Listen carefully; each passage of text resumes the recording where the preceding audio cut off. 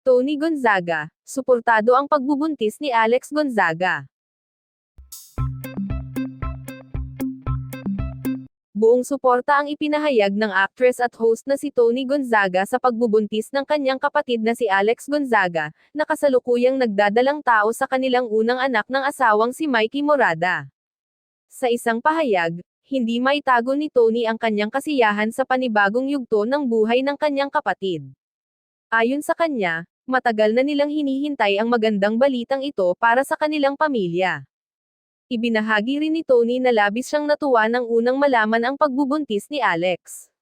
Aniya, agad siyang naging emosyonal dahil alam niyang isa itong malaking pangarap ng kanyang kapatid.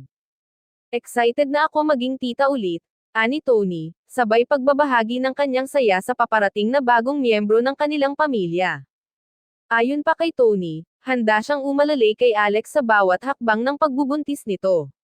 Bilang mas nakatatandang kapatid at ina na rin, nais niyang maibahagi ang kanyang mga karanasan. Ibinahagi rin niya na madalas niyang kamustahin si Alex upang masigurong maayos ang kalagayan nito.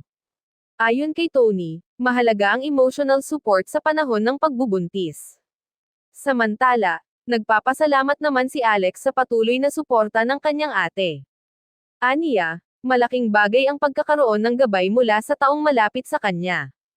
Makikita rin sa ilang social media posts ang closeness ng magkapatid habang pinag-uusapan ang paghahanda sa pagdating ng baby. Marami sa fans ng Gonzaga sisters ang natuwa sa magandang balitang ito.